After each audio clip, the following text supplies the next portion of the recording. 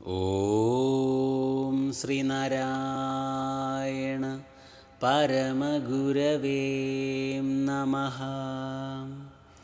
സജ്ജനങ്ങളെ, അവതാര പുരുഷന്മാർ തങ്ങളുടെ ആഗമനോദ്ദേശം പൂർത്തിയായതിനു ശേഷം സ്വർഗാരോഹണം നടത്തുന്നത് നാം രാമായണത്തിലും മഹാഭാരതത്തിലുമെല്ലാം കണ്ടിട്ടുള്ളതും വായിച്ചറിഞ്ഞിട്ടുള്ളതുമൊക്കെയാണ്.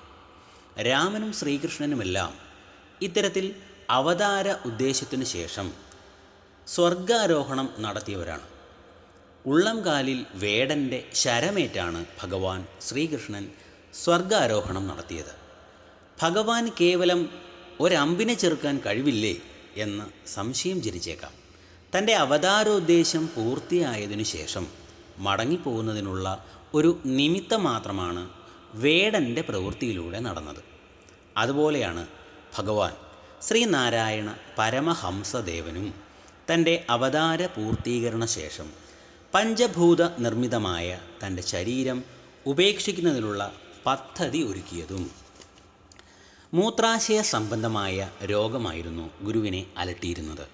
സത്യത്തിൽ ശരീരം ഉപേക്ഷിക്കുന്നതിന് ഗുരു തന്നെ സ്വീകരിച്ച മാർഗവും കൂടിയാവാം അത്. ഈ അവസരത്തിൽ ഗുരുവിനെ പല ഭിഷഗ്വരന്മാരും വളരെ ആത്മാർത്ഥതയോടെ ചികിത്സിച്ചു പോന്നു. ഇവരെല്ലാം തന്നെ ഗുരുവെന്ന സത്യത്തെ അടുത്തറിഞ്ഞവരായിരുന്നു. എന്നാൽ ഇവിടെ ഇന്ന് പരാമർശിക്കുന്നത് ഗുരു ഒരു യൂറോപ്യൻ ഭിഷഗ്വരൻ്റെ അഹങ്കാരം ശമിപ്പിച്ച സംഭവമാണ്.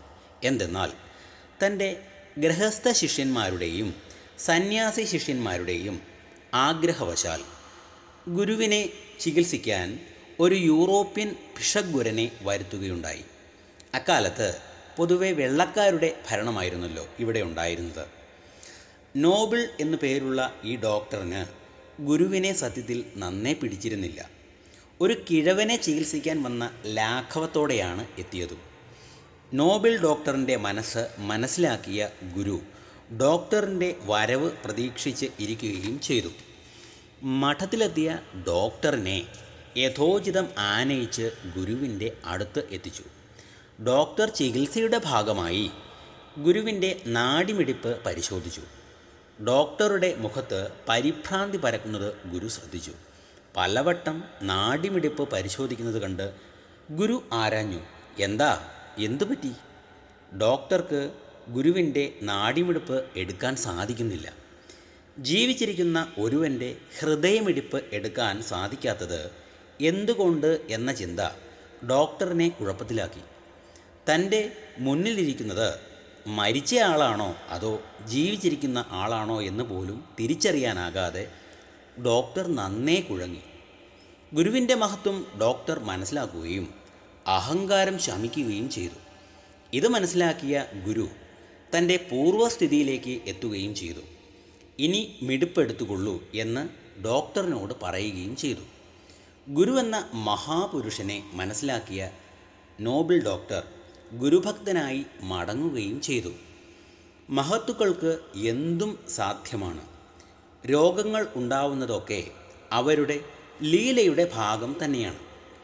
മഹാസമാധിയിലേക്കുള്ള ഒരു ചവിട്ടുപടി മാത്രമാണ് അത്. മഹാഗുരുവിൻ്റെ അപദാനങ്ങൾ എത്ര വർണ്ണിച്ചാലും മതിവരില്ല. അഹങ്കാരിയായ ഡോക്ടറുടെ മനസ്സ് ഗുരു ശുദ്ധീകരിച്ചതുപോലെ ഗുരുഭക്തരായ നമ്മുടെ ഓരോരുത്തരുടെയും മനസ്സിനെ ഗുരു നിർമ്മലമാക്കട്ടെ എന്ന് പ്രാർത്ഥിച്ചുകൊണ്ട് നിർത്തുന്നു. നിങ്ങൾക്ക് നമസ്കാരം. ഗുരുധർമ്മം ജയിക്കട്ടെ.